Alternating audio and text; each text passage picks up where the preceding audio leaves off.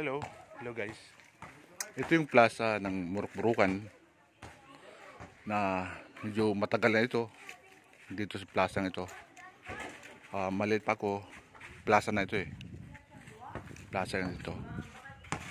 Tapos alam nyo guys, dito ako first time yung kumanta ng piyesta. Kumanta ko dito guys. Siyempre, nung kumanta ko, may halong kaba dahil maraming tao kung saan ang galing pista yun eh. So dito ko naranasan yung hindi ko yung excited tapos kinabahan, pero tuwang-tuwa din ako dahil biro mo kakantahin ka sa maraming tao, ibig sabihin magaling. Biro lang.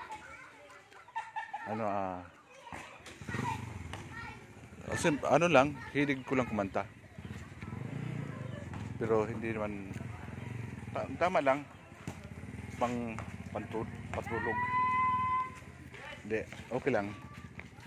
Pero kailangan lang ang maging malakas ang loob mo pag ikaw kakanta sa mga ganitong maraming tao. Lalo yung mga nangangarap mag-singer. So kailangan talagang tiyaga, sipag na para lagi ka mag-practice kumanta.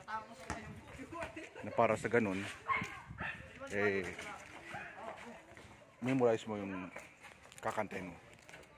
Yun lang guys. God bless us all. Salamat po.